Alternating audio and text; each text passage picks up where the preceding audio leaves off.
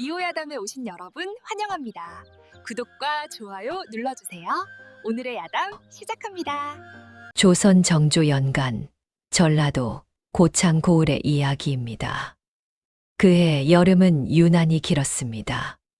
장마가 끝날 듯 끝나지 않고 하늘은 며칠에 한 번씩 억수 같은 빗줄기를 쏟아내며 산을 적시고 들을 잠갔습니다. 고창 고을의 백성들은 젖은 집신을 신고 논두렁을 걷고 처마 밑에 쪼그려 앉아 비가 그치기를 기다렸습니다. 벼는 쓰러지고 보리는 썩어갔습니다. 그러나 관아에서는 아무도 나오지 않았습니다. 수해를 입은 백성의 세금을 줄여준다거나 무너진 둑을 고쳐준다거나 하는 일은 이 고을에서는 꿈도 꾸기 어려운 일이었지요. 고창 고을 사람들은 하늘보다 현감을 더 무서워했습니다. 비가 와서 망하는 것은 하늘의 뜻이라 체념이라도 할 수 있었지만 현감에게 망하는 것은 억울해도 하소연할 곳이 없었으니까요.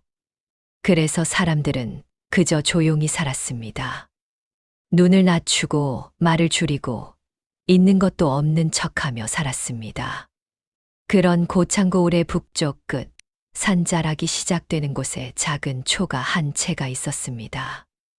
울타리는 허름하고 장독대는 기울어져 있었지만 처마 밑에는 약초 다발이 가지런히 매달려 있었고 마당 한편에는 작은 텃밭이 정갈하게 가꾸어져 있었습니다. 그 초가에 한 여인이 살았습니다. 여인의 이름은 윤서희였습니다. 나이는 26, 과부가 된 지 3년이 되었습니다. 서희의 남편 최 씨는 고창 고을에서 훈장 노릇을 하던 선비였습니다. 넉넉하지는 않았지만 그를 아는 사람이었고 마음이 고든 사람이었습니다. 그런 남편이 어느 날 갑자기 관아에 끌려갔습니다. 세금을 빼돌렸다는 죄목이었습니다. 서희는 말도 안 되는 소리라고 생각했습니다. 남편은 그런 사람이 아니었으니까요. 그러나 관아의 문서에는 남편의 수결이 찍혀 있었고 현감은 단호했습니다. 최 씨는 옥에 갇힌 지 2달 만에 병을 얻어 죽었습니다. 시댁은 서희를 반기지 않았습니다. 혼수로 가져온 세간살이조차 돌려주지 않고 내쫓았습니다. 서희는 친정도 없었습니다. 부모는 서희가 어릴 때 이미 세상을 떠났고 의지할 형제도 없었습니다. 그렇게 서희는 고창 고을 북쪽 끝의 허름한 초가에 홀로 자리를 잡았습니다. 그러나 서희는 무너지지 않았습니다. 어릴 때부터 약초를 익혀온 덕에 산을 오르며 약재를 캐고 장터에 내다 팔아낀 일을 이었습니다. 생활은 팍팍했지만 서희는 매일 아침 일어나 마당을 쓸고 텃밭을 돌보고 처마 밑이 약초 다발을 정리했습니다. 스스로를 돌보는 것이 곧 남편에 대한 예의라고 생각했기 때문입니다. 서희에게는 남다른 재주가 하나 있었습니다. 한 번 본 것은 절대 잊지 않는 기억력이었습니다. 어릴 때부터 그랬습니다. 글을 한 번 읽으면 그대로 머릿속에 새겨졌고 사람의 얼굴을 한 번 보면 수십 년이 지나도 기억했습니다. 장터에서 우연히 스친 사람의 옷 색깔도 관아 문 앞에서 잠깐 들여다본 문서의 글자 하나도 서희의 머릿속에서는 사라지지 않았습니다. 고을 사람들은 처음에는 그것이 그저 영리한 것이라고만 생각했습니다. 그러나 서희가 몇 년 전 장터에서 있었던 거래 내용을 단 한 글자도 틀리지 않고 기억해 분쟁을 해결해 준 일이 있고 나서부터는 사람들이 서희를 달리 보기 시작했습니다. 억울한 일이 생기면 서희를 찾아와 하소연했고 서희는 자신이 기억하는 것들을 꺼내어 도움을 주었습니다. 고을 사람들이 서희를 두고 살아있는 문서괴짝이라 부르는 것은 그 때문이었습니다. 그러나 서희는 그 재주를 자랑하지 않았습니다. 오히려 조심했습니다. 너무 많이 아는 사람은 위험하다는 것을 서희는 남편을 잃고 나서야 뼈저리게 깨달았으니까요. 그래서 서희는 알면서도 모르는 척했고, 기억하면서도 잊은 척했습니다. 그것이 고창고을에서 살아남는 방법이었습니다. 고창 현감 임도술은 부임한 지 4년째였습니다. 처음에는 그래도 점잖은 척을 했습니다. 부임 첫 해에는 장터에 나와 웃으며 백성들과 말을 섞기도 했고, 수해가 나면 쌀 몇 섬을 풀어 인심을 사기도 했습니다. 그러나 그것은 오래 가지 않았습니다. 자리가 굳어지고 나자 임도술의 본색이 드러났습니다. 세금을 올리고 장부를 조작하고 마음에 드는 토지는 이런저런 명목을 붙여 압류했습니다. 고을에서 내로라 하는 부자들도 임도술 앞에서는 길을 펴지 못했습니다. 관아의 이방과 부하들은 임도술의 눈치만 보며 그의 뜻대로 움직였습니다. 임도술이 서희의 초가에 눈독을 들이기 시작한 것은 반년쯤 전부터였습니다. 처음에는 토지 때문이었습니다. 서희의 초가 옆 논두마지기는 물이 잘 들어오는 기름진 땅이었습니다. 임도술은 그 논이 탐났습니다. 그러나 탐나는 것은 논만이 아니었습니다. 임도술은 고을을 오가다 서희를 몇 번 본 적이 있었는데 볼수록 마음에 걸렸습니다. 과부라는 것도 의지할 가족이 없다는 것도 임도술에게는 오히려 편리한 조건이었습니다. 임도술은 이방을 불러 슬그머니 귀띔했습니다. 북쪽 끝 과부 말이야. 잘 살펴두게. 그 말이 서희에게 닥칠 폭풍의 시작이었습니다. 서희는 아직 몰랐지만 임도술의 눈길이 자신을 향하고 있다는 것을 고을 사람들은 이미 알고 있었습니다. 그리고 그것이 좋은 뜻이 아니라는 것도 모두가 알고 있었습니다. 다만 아무도 서희에게 말해주지 않았습니다. 임도술이 무서웠기 때문입니다. 봄이 가고 여름이 무르익을 무렵 임도술은 마침내 움직이기 시작했습니다. 어느 날 아침 관아에 이방 방문달이 부하 둘을 데리고 서희의 초가 앞에 나타났습니다. 방문달은 고창고을에서 이방 노릇을 한 지 10년이 넘은 자였습니다. 원래부터 탐욕스러운 위인이었는데 임도술이 부임하고 나서는 더욱 기세가 등등해졌습니다. 현감의 뒤를 등에 업고 고을을 제 집 드나들듯 하는 자였지요.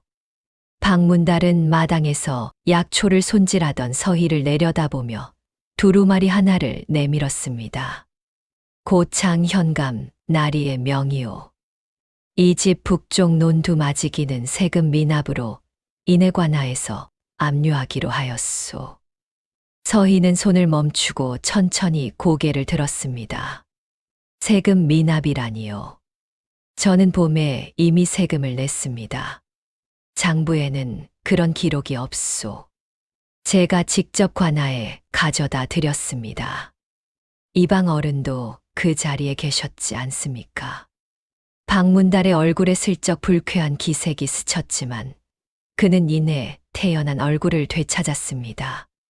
장부에 없는 일은 없는 일이오. 사흘 안에 이의가 있으면 관하로 오시오. 방문달은 그것으로 끝이라는 듯 몸을 돌렸습니다. 서희는 두루마리를 쥔 손이 떨렸지만 입술을 꽉 깨물었습니다. 그 노는 남편이 살아있을 때부터 일구어온 땅이었습니다. 서희에게는 마지막 남은 생계의 뿔이었습니다. 사흘 뒤 서희는 관아를 찾아갔습니다. 봄에 세금을 낸 날짜와 액수, 그리고 그 자리에 있었던 관아, 아전의 이름까지 모두 또렷이 기억하고 있었습니다. 서희는 관아 문 앞에서 기다렸다가 방문달을 마주쳤습니다. 이방 어른, 저는 분명히 세금을 냈습니다. 3월 열이틀 쌀 2말과 포 1피를 가져왔습니다. 그 자리에서 수결을 받았고 아전 김서방이 창고에 넣는 것을 두 눈으로 보았습니다. 방문달은 잠시 서희를 바라보더니 코웃음을 쳤습니다. 부인, 그게 언제 저기 일이오? 창고에 넣는 것을 봤다고 해서 장부에 오르는 것은 아니지 않소. 그렇다면 장부를 보여주십시오. 장부는 함부로 보여줄 수 없소. 그러면 저는 어찌하라는 말씀이십니까? 방문달은 서희를 훑어보더니 낮게 말했습니다. 현감 나리께 잘 말씀드려 보시오. 나리께서 너그러우신 분이니 잘 부탁드리면 모르는 일이지. 그 말의 뜻을 서희는 알아들었습니다. 몸이 싸늘해졌습니다. 그러나 서희는 표정을 흐트러뜨리지 않았습니다. 다시 한번 또렷하게 말했습니다. 저는 분명히 세금을 냈습니다. 그 사실은 변하지 않습니다. 방문달은 더 이상 서희를 상대하지 않았습니다. 부하를 시켜 서희를 관하 문 밖으로 밀어냈습니다. 서희는 흙먼지가 이는 길 위에서 한동안 서 있었습니다. 관아의 문은 굳게 닫혀 있었고 지나가는 고을 사람들은 서희와 눈을 마주치려 하지 않았습니다. 며칠 후 임도술이 직접 서희의 초가를 찾아왔습니다. 가마를 타고 왔습니다. 부하 넷이 앞뒤로 호위했습니다. 서희는 마당에서 그 행렬을 바라보며 조용히 손을 모았습니다. 임도술은 가마에서 내리며 고을을 둘러보는 사람처럼 느긋하게 걸었습니다. 나이는 50 가까이 되었고 배가 불룩하고 얼굴은 기름졌습니다. 그러나 눈빛만큼은 날카로웠습니다. 그 눈빛으로 서희를 위아래로 훑었습니다. 최씨 부인이요. 내가 직접 왔소. 서희는 고개를 숙였습니다.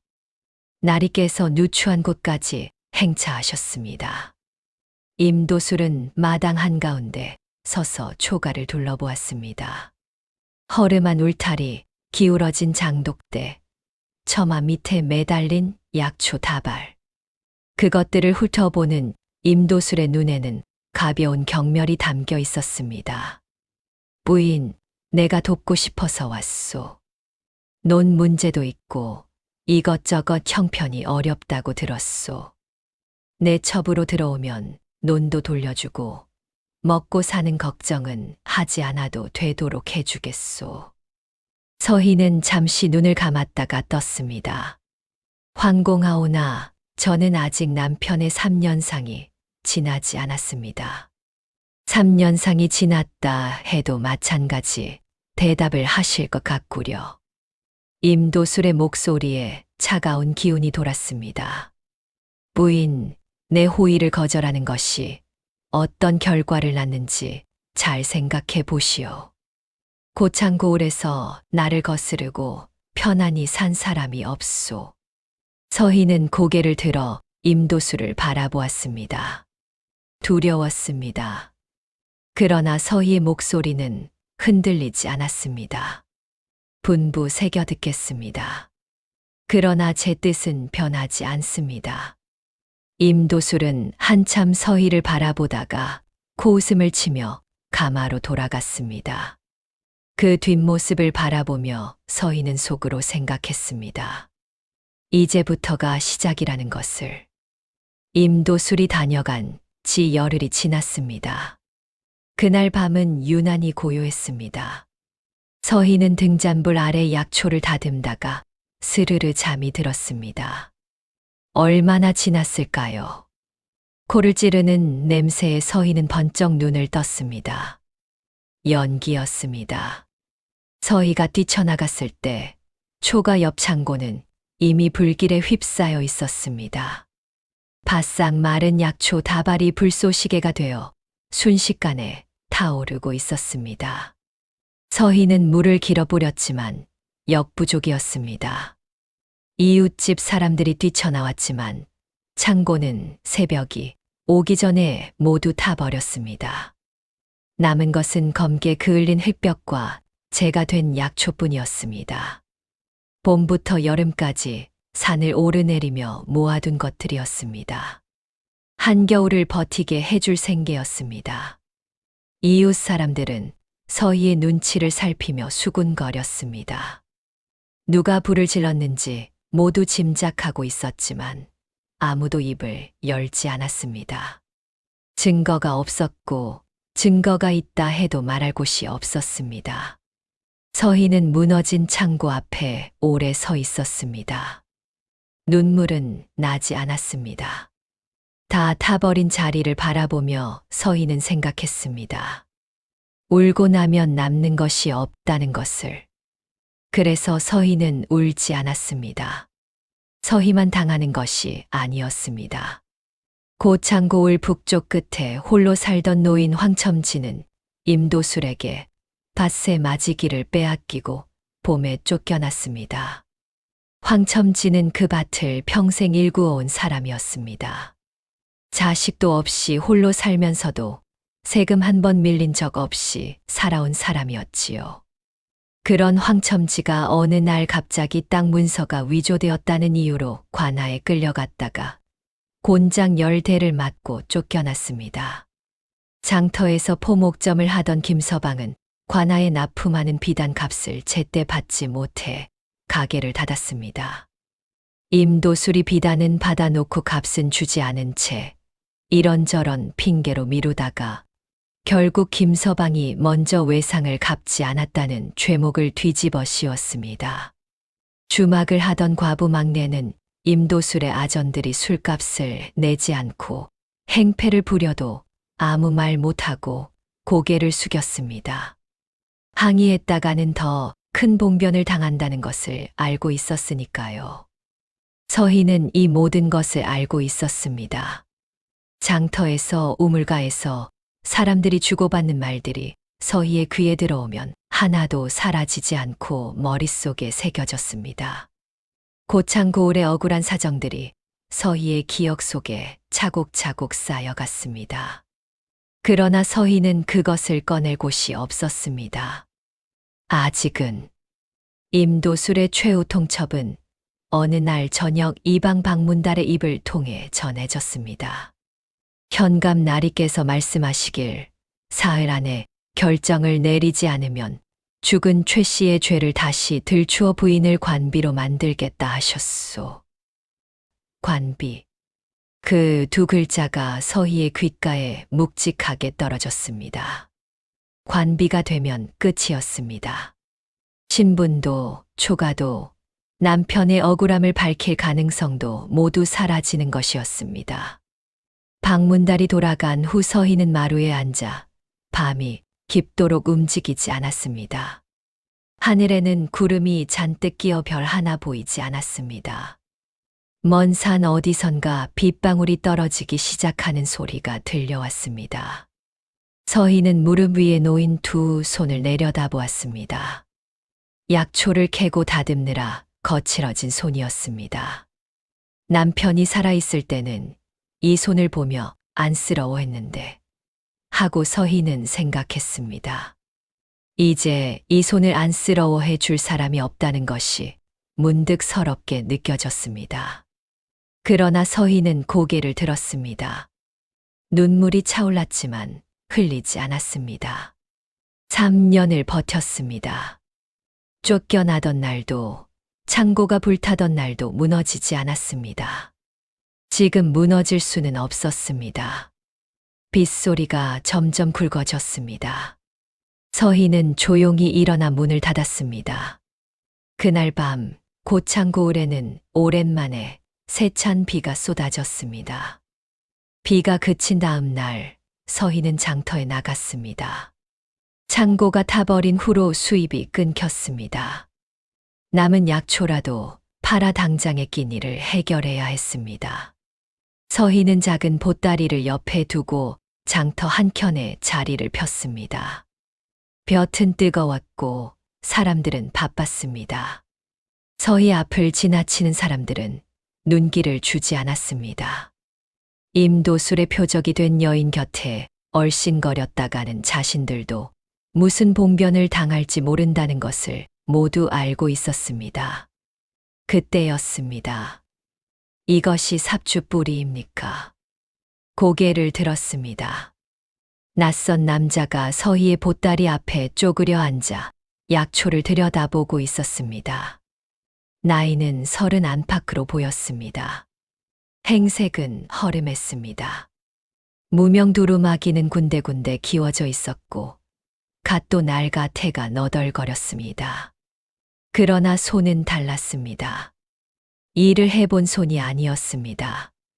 그리고 눈빛이 달랐습니다. 서희는 사람의 눈빛을 보는데 익숙했습니다. 그 눈빛은 장터를 기웃거리는 사람의 눈빛이 아니었습니다. 무언가를 찾고 있는 사람의 눈빛이었습니다. 그렇습니다. 위장에 좋다고 들었소.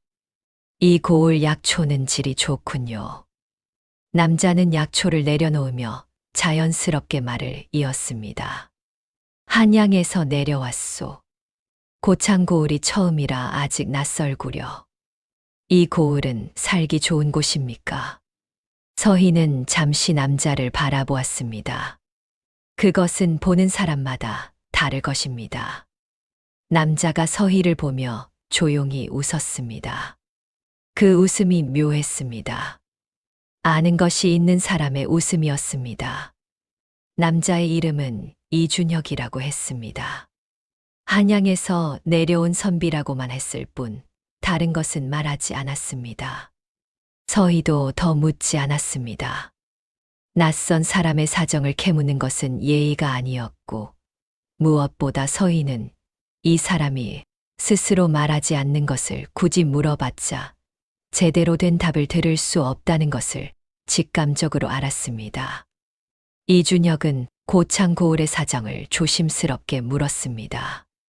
현감은 어떤 사람인지, 백성들의 살림은 어떠한지, 억울한 일을 당하면 어디에 하소연하는지. 질문들이 예사롭지 않았습니다. 서희는 잠시 망설였습니다. 그러나 말하기로 했습니다. 황첨지의 일을 말했습니다. 김서방의 일을 말했습니다. 창고가 불타던 날 밤의 일도 말했습니다. 말하는 동안 서희는 이준혁의 눈을 보았습니다. 그 눈빛이 흔들리지 않는다는 것을 들으면서 무언가를 계산하고 있다는 것을 느꼈습니다. 이준혁은 서희의 말을 끊지 않고 끝까지 들었습니다. 그리고 물었습니다. 부인께서 지금 말씀하신 것들, 날짜와 이름과 금액까지 모두 정확히 기억하시는 겁니까? 그렇습니다. 이준혁은 잠시 말이 없었습니다. 그 침묵 속에 무게가 있었습니다.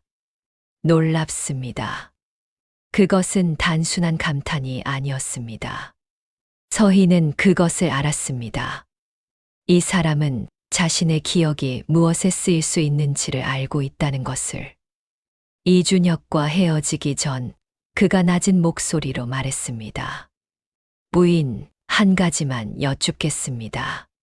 지금의 사정이 달라질 수 있다면, 그 기회가 온다면 부인께서는 두려워하지 않으실 수 있겠습니까?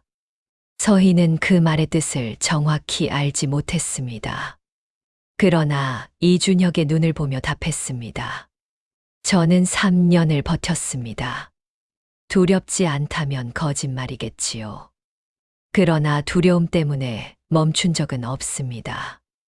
이준혁이 고개를 끄덕였습니다. 그리고 조용히 말했습니다. 부인의 기억이 이 고을을 살릴 수도 있습니다. 그 말을 남기고 이준혁은 장터 사람들 사이로 사라졌습니다. 서희는 그 뒷모습을 바라보며 한동안 움직이지 못했습니다. 살릴 수도 있다. 그 말이 가슴속에서 오래 울렸습니다. 서희는 3년 동안 누군가로부터 그런 말을 들어본 적이 없었습니다. 당신이 할 수 있다는 말, 당신에게 가능성이 있다는 말. 그것이 서희 안에서 꺼져가던 무언가의 불씨를 댕겼습니다. 그날 밤 서희는 오랜만에 잠을 이루지 못했습니다. 두려움 때문이 아니었습니다. 처음으로 무언가를 기다리게 되었기 때문이었습니다. 서희는 움직이기로 했습니다.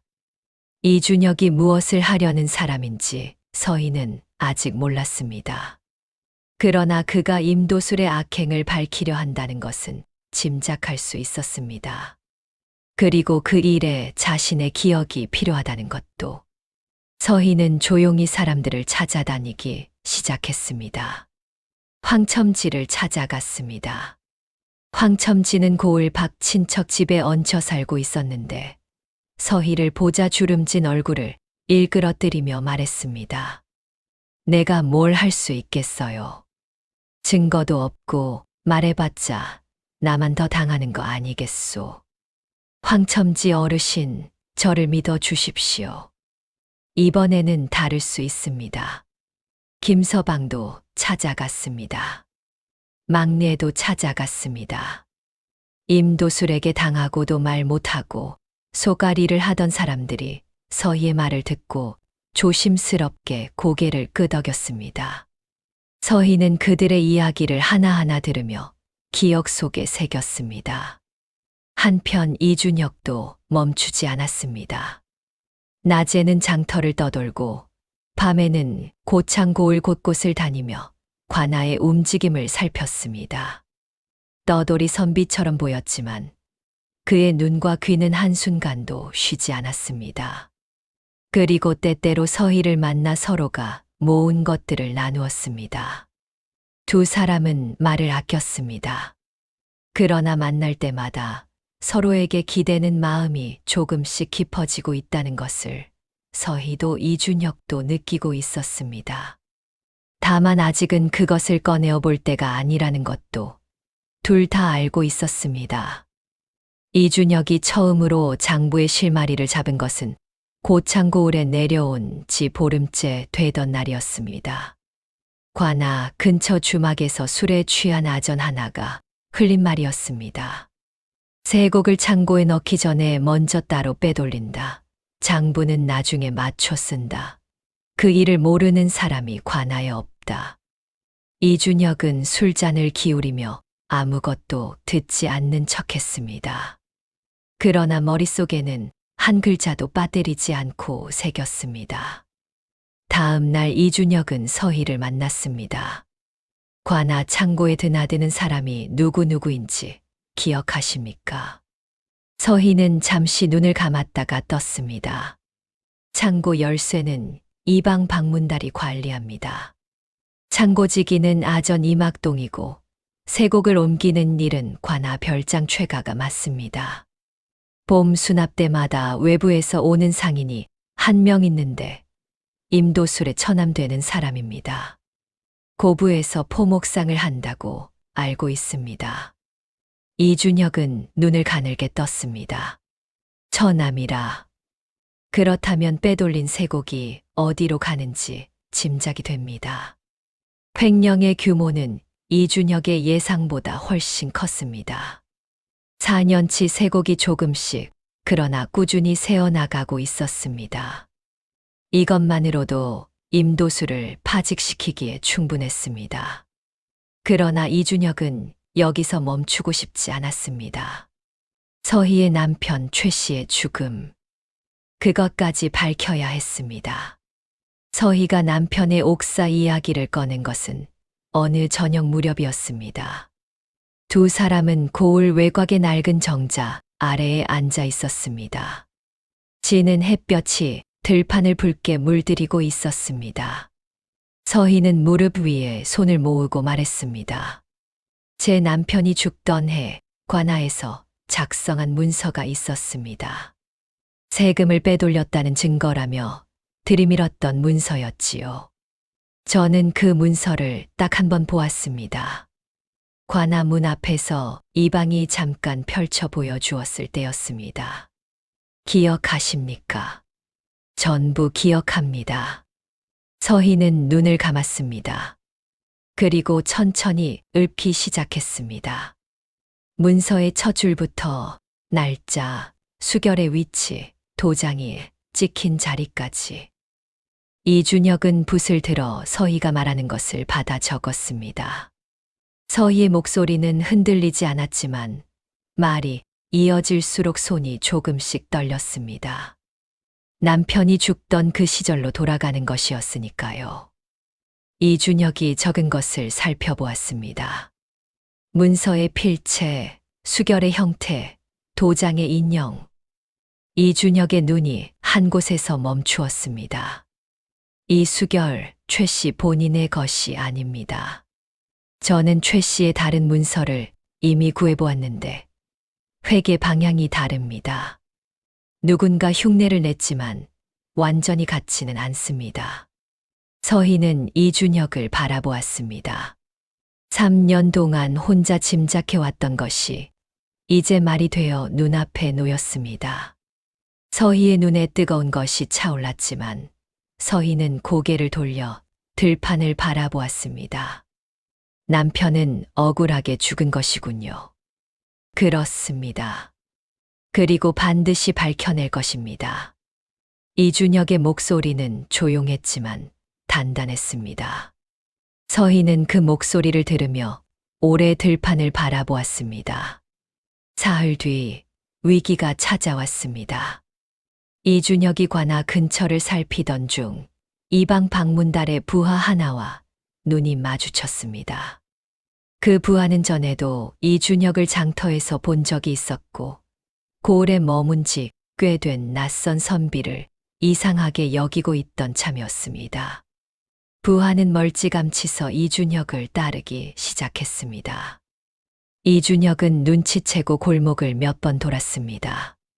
좁은 골목, 낮은 담, 장터 뒤편의 좁은 샛길.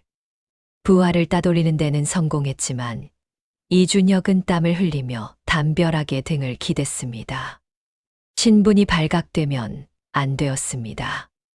암행어사의 정체가 드러나는 순간 임도술은 증거를 없애고 달아날 것이었습니다. 지금까지 모은 것들이 모두 무용지물이 됩니다. 이준혁은 잠시 눈을 감았다가 떴습니다. 그리고 더 조심해야 한다는 것을 깨달았습니다. 자신만이 아니라 서희도 위험해질 수 있었습니다.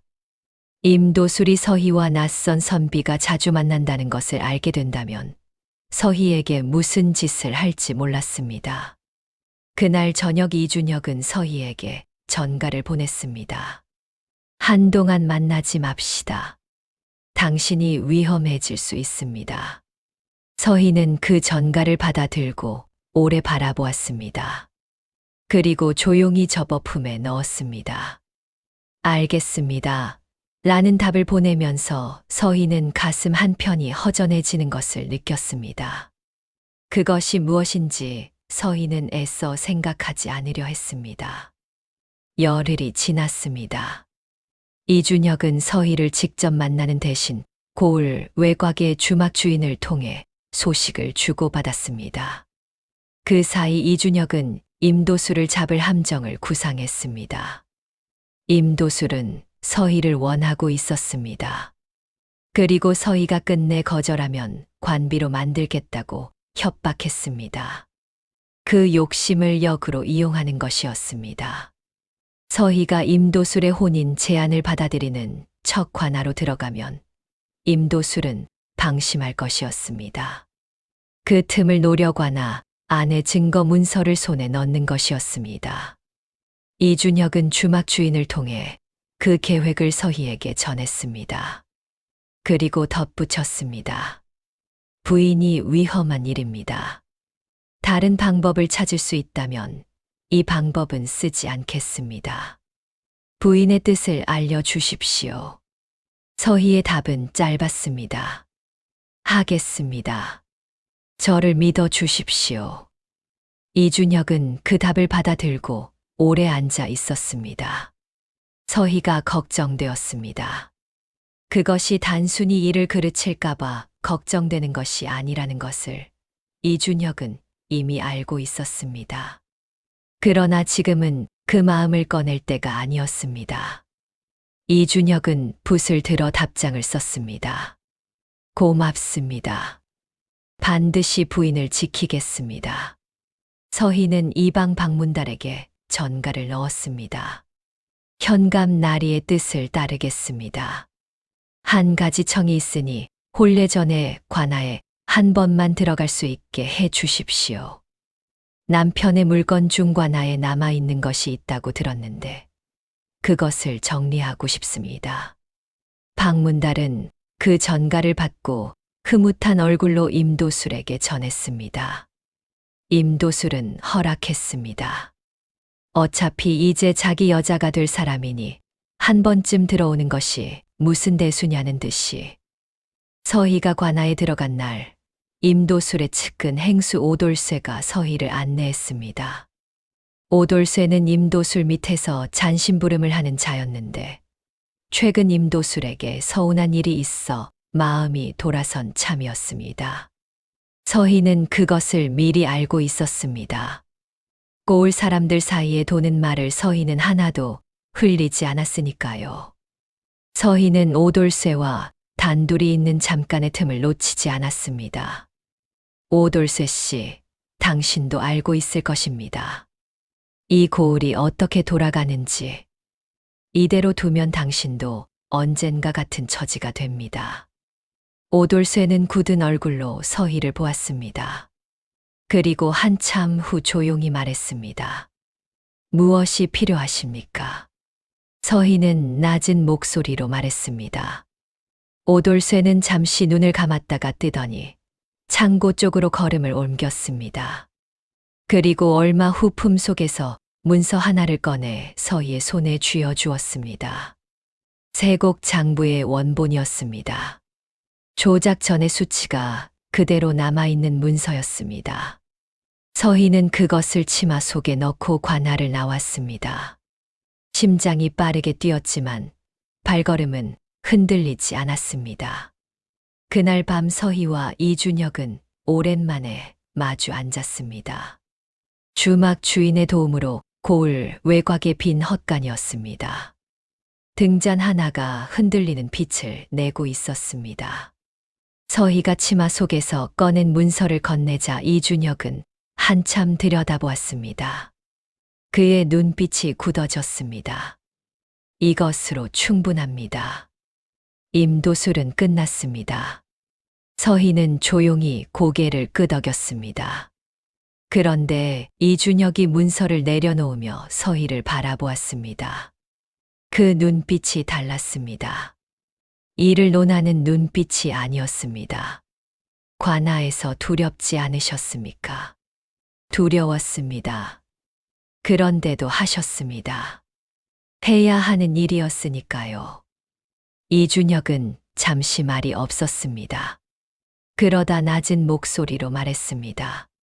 서희 부인, 성과 이름을 함께 부른 것은 처음이었습니다. 서희는 고개를 들었습니다. 이 일이 끝나면 나는 한양으로 돌아가야 합니다. 그것은 변하지 않습니다. 그러나 그 전에 한 가지만 말하고 싶었습니다. 이준혁은 서희를 바라보며 천천히 말했습니다. 처음 장터에서 부인을 보았을 때부터 나는 부인이 어떤 사람인지 알았습니다. 두려움 앞에서도 무너지지 않는 사람, 억울함을 사귀면서도 곧게 서 있는 사람. 그런 사람을 나는 처음 보았습니다. 서희는 아무 말도 하지 않았습니다. 할 수가 없었습니다.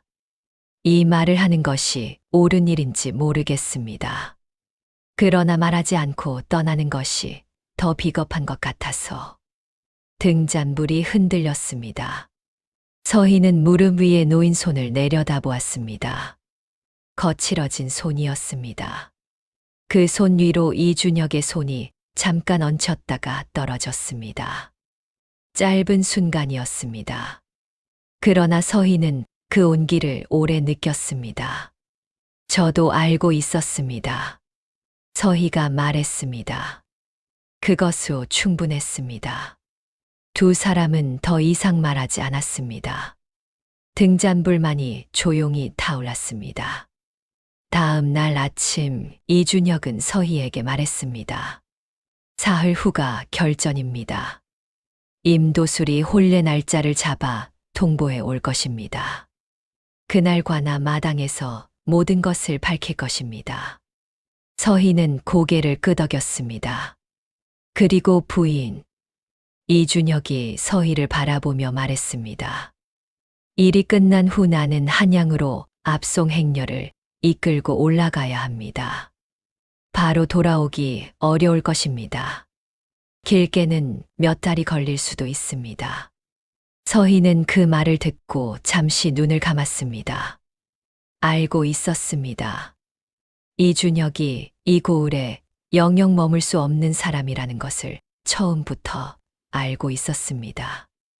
그래도 막상 말을 들으니 가슴 한편이 서늘해졌습니다. 알겠습니다. 기다려 주시겠습니까? 서희는 천천히 고개를 들었습니다. 이준혁의 눈이 서희를 바라보고 있었습니다. 그 눈 속에 묻는 것이 단지 일 때문만이 아니라는 것을 서희는 알았습니다. 저는 3년을 기다렸습니다. 조금 더 기다리는 것은 어렵지 않습니다. 이준혁이 무언가를 말하려다 입을 다물었습니다. 그리고 짧게 고개를 숙였습니다. 그 고갯짓 안에 말로 하지 못한 것들이 모두 담겨 있다는 것을 서희는 알았습니다. 두 사람은 그렇게 헤어졌습니다. 서희는 집으로 돌아오는 길 내내 발밑을 보며 걸었습니다. 하늘이 흐렸습니다. 저 멀리 산 너머에서 먹구름이 몰려오고 있었습니다. 그날 밤 비가 쏟아졌습니다. 낮부터 흐리던 하늘이 저녁 무렵부터 무너지기 시작했습니다. 처음에는 가는 빗줄기였다가 밤이 깊어질수록 장대비가 되었습니다. 바람이 울고 빗소리가 지붕을 두드리고 먼 산에서 물 흐르는 소리가 들려왔습니다. 서희는 잠을 이루지 못했습니다. 내일 모레면 결전이었습니다. 두렵지 않다면 거짓말이었습니다. 그러나 더 솔직히 말하면 이준혁이 마음에 걸렸습니다. 미행을 당한 일도 있었고 결전 날이 가까울수록 위험도 커졌습니다. 서희는 자신도 모르게 빗소리에 귀를 기울이고 있었습니다. 그때였습니다. 빗소리 사이로 다른 소리가 들렸습니다. 아주 작은 소리였습니다. 누군가 처마 밑에 서 있는 소리였습니다. 발소리도 아니고 기침 소리도 아니었습니다. 그저 빗속에 사람이 서 있는 소리였습니다. 서희는 그것을 알 수 있었습니다. 서희는 천천히 일어나 문 쪽으로 걸어갔습니다. 문고리에 손을 얹고 잠시 멈추었습니다. 그리고 문을 열었습니다. 이준혁이었습니다. 흠뻑 젖어 있었습니다. 두루마기는 물이 뚝뚝 떨어졌고 머리카락은 이마에 달라붙어 있었습니다. 미행을 따돌리다 발이 이쪽으로 향했는지 아니면 처음부터 이쪽으로 오려 했는지 이준혁 자신도 모를 것 같았습니다. 그는 서희를 보고도 아무 말을 하지 않았습니다. 차마 문을 두드리지 못하고 처마 밑에 서 있었던 것이 분명했습니다. 서희는 이준혁을 바라보았습니다. 빗소리가 두 사람 사이를 채웠습니다. 서희는 아무 말 하지 않았습니다. 그냥 손을 내밀었습니다. 이준혁의 차갑게 젖은 손을 잡아 안으로 이끌었습니다. 이준혁은 그 손을 잡고 문 안으로 들어왔습니다. 문이 닫혔습니다. 빗소리가 멀어졌습니다. 등잔불이 흔들리다 이내 조용해졌습니다. 그날 밤 고창고을에는 오래도록 비가 그치지 않았습니다.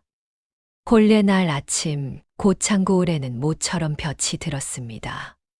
밤새 쏟아지던 비가 새벽 무렵 그쳤고 하늘은 씻은 듯 맑았습니다.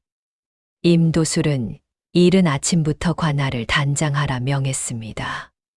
마당에 돗자리를 깔고 음식상을 차리고 아전들을 줄 세웠습니다. 임도술은 사랑채 안에서 새 도포를 갈아입으며 흡족한 얼굴을 감추지 않았습니다. 오래 공을 들인 일이 마침내 이루어지는 날이었으니까요.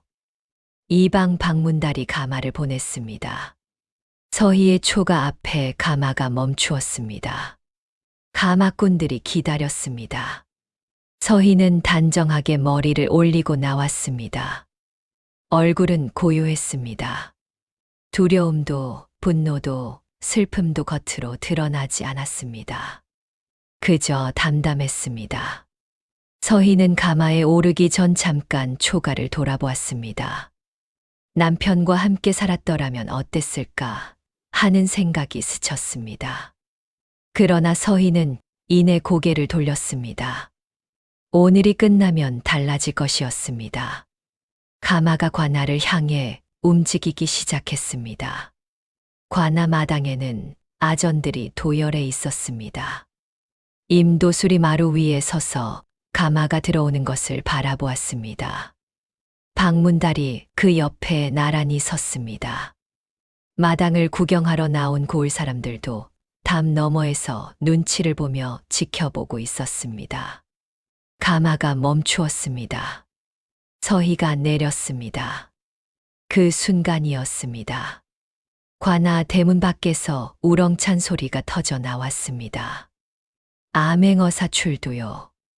소리는 한 번이 아니었습니다. 3번 크고 또렷하게 울려 퍼졌습니다. 그 소리와 함께 대문이 양쪽으로 활짝 열렸습니다. 이준혁이 걸어 들어왔습니다. 낡은 두루마기는 사라지고 관복 차림이었습니다. 손에는 마패가 높이 들려 있었습니다. 그 뒤로 포졸들이 따랐습니다.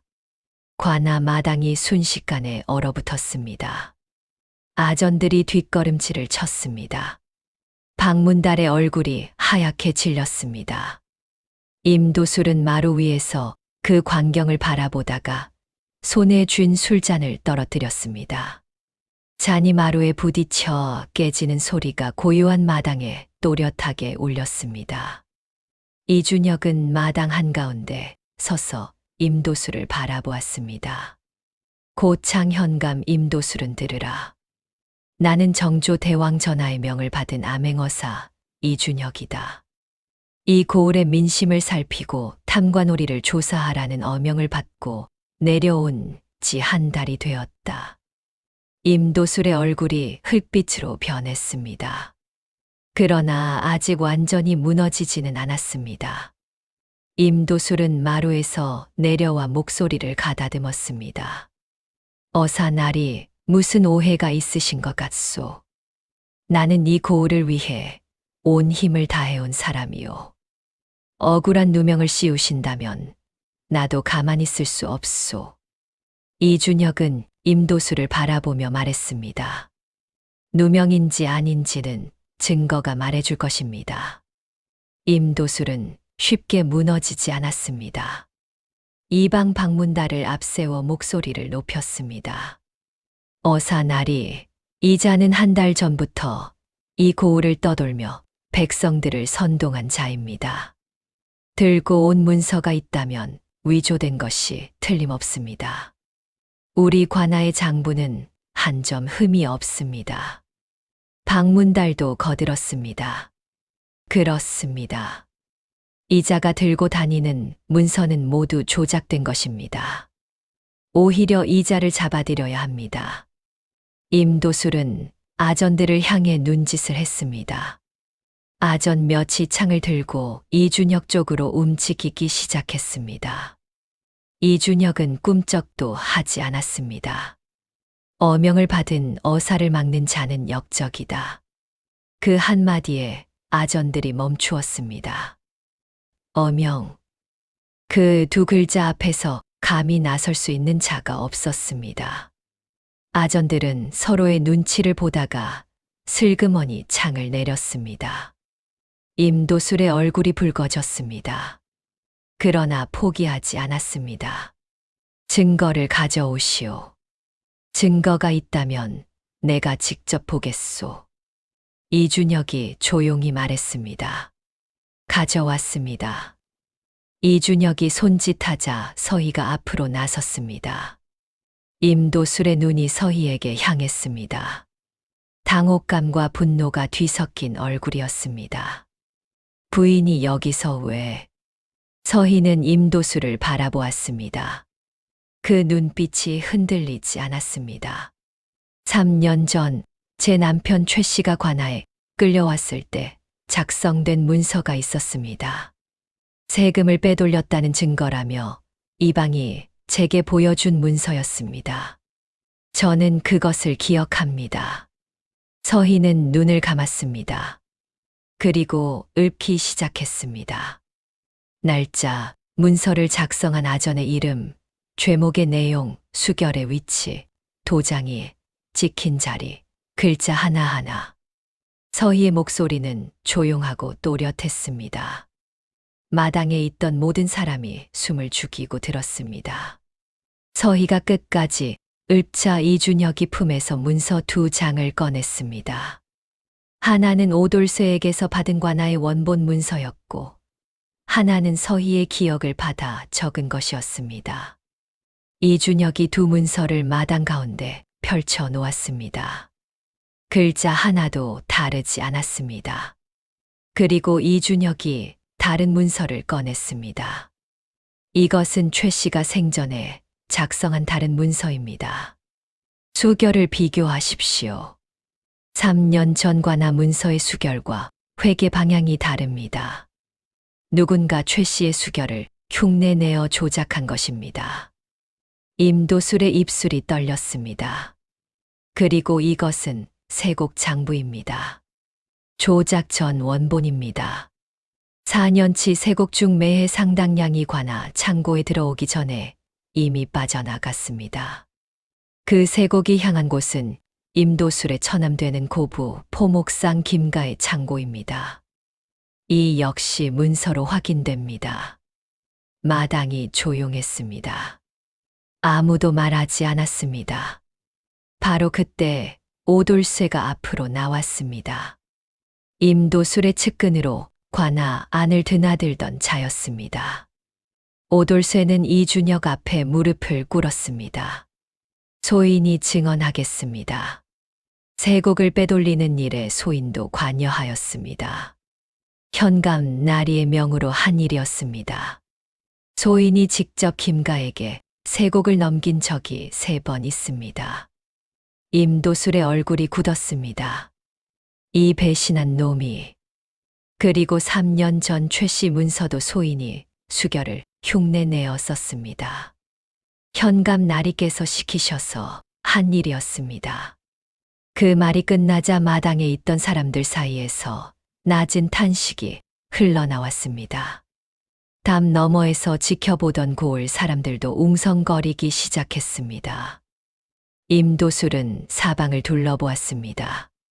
아전들은 고개를 숙이고 있었습니다. 방문달은 뒷걸음질을 치다가 포졸에게 붙잡혔습니다. 임도술의 주변에 남은 사람이 없었습니다. 임도술은 천천히 무릎을 꿇었습니다. 말이 없었습니다. 변명도 발악도 더 이상 나오지 않았습니다. 마당에 무릎을 꿇은 임도술의 모습을 고창 고을 사람들이 담 너머에서 바라보았습니다. 누군가 낮게 울음을 터뜨렸습니다. 황첨지었습니다. 늙은 노인이 담을 붙잡고 흐느꼈습니다. 서희는 그 모습을 바라보며 눈을 감았습니다. 3년이었습니다. 이준혁이 죄목을 낱낱이 읽었습니다. 고창 현감 임도술의 죄목을 고한다. 첫째, 4년에 걸친 세곡 횡령. 둘째, 무고한 양민 최 씨를 허위 문서로 옥에 가두어 죽게 한 살인 교사. 셋째, 양민의 토지를 불법으로 강탈. 넷째, 양민을 협박하고 재산을 강제로 빼앗음. 다섯째, 방화교사. 이준혁의 목소리는 조용했지만 마당 구석구석까지 울렸습니다. 이방 방문달은 현감의 모든 악행에 가담한 공범이다. 이준혁은 포졸들에게 명했습니다. 임도술과 박문달을 즉각 포박하라. 관아의 모든 장부와 문서를 봉인하라. 세곡 창고를 잠그고 목록을 작성하라. 포졸들이 움직였습니다. 임도술과 박문달이 포박되었습니다. 임도술은 끌려가면서도 서희를 향해 눈을 부라렸습니다. 서희는 그 눈길을 피하지 않았습니다. 담담하게 바라보았습니다. 임도술의 시선이 먼저 꺾였습니다. 관아 마당에 볕이 내려앉았습니다. 담 너머에서 고을 사람들의 울음소리와 웅성거림이 뒤섞여 들려왔습니다. 서희는 한참 그 소리를 들었습니다. 3년 동안 억눌려 있던 것들이 한꺼번에 터져 나오는 소리였습니다. 이준혁이 서희 곁으로 걸어왔습니다. 그리고 낮은 목소리로 말했습니다. 수고하셨습니다. 서희는 고개를 끄덕였습니다. 말이 나오지 않았습니다. 그것으로 충분했습니다. 임도술과 박문달이 한양으로 압송된 후 고창고을은 조용히 달라지기 시작했습니다. 조정에서 새 현감이 부임하기 전까지 고을 살림은 이준혁의 지휘 아래 임시로 정리되었습니다. 가장 먼저 한 일은 빼앗긴 것들을 돌려주는 것이었습니다. 황첨지의 밭의 마지기가 황첨지에게 돌아갔습니다. 김서방의 포목값이 관아 창고에서 지급되었습니다. 임도술이 강제로 압류했던 토지 문서들이 하나씩 주인에게 돌아갔습니다. 서희에게는 논 2마지기가 돌아왔습니다. 그리고 그것만이 아니었습니다. 조정의 명이 내려왔습니다. 3년 전 억울하게 옥사한 최 씨의 누명을 공식으로 벗긴다는 내용이었습니다. 문서가 조작되었음이 밝혀졌으니 최 씨는 죄인이 아니었습니다. 이준혁이 직접 그 문서를 서희에게 건넸습니다. 서희는 그 문서를 2손으로 받아들었습니다. 한동안 글자를 들여다보았습니다. 손이 떨렸습니다. 3년 동안 죄인의 아내로 살았습니다. 시댁에서 쫓겨나던 날도, 관아 문 앞에서 밀려나던 날도, 창고가 불타던 밤에도 서희는 남편이 억울하다는 것을 혼자 알면서 아무것도 할 수 없었습니다. 그 3년이 이 문서 한 장으로 뒤집어졌습니다. 서희는 문서를 가슴에 안았습니다. 그제야 눈물이 흘렀습니다. 소리 없이 흘렀습니다. 이준혁은 그 옆에 말없이 서 있었습니다. 아무 말도 하지 않았습니다. 그냥 곁에 있었습니다. 그것으로 충분했습니다. 고을 사람들도 달라졌습니다. 서희를 피하던 사람들이 먼저 찾아와 인사를 건넸습니다. 막내는 국밥 한 그릇을 가져왔고 황첨지는 밭에서 캔 고구마를 한 바구니 들고 왔습니다. 오돌쇠는 관아 증언으로 죄를 감면받고 서희를 찾아와 무릎을 꿇었습니다. 부인 덕분에 소인도 사람 노릇을 했습니다. 서희는 오돌쇠를 일으켜 세우며 말했습니다. 용기를 낸 것은 당신입니다. 가을이 오고 있었습니다. 벼가 익어가고 하늘이 높아지고 고창고을에 오랜만에 넉넉한 바람이 불었습니다. 이준혁이 고창을 떠난 것은 가을이 깊어지던 무렵이었습니다. 임도술 압송 행렬을 이끌고 한양으로 올라가야 했습니다. 떠나는 날 아침 이준혁은 서희의 초가 앞에 잠깐 들렀습니다. 말은 길지 않았습니다. 기다려 주십시오.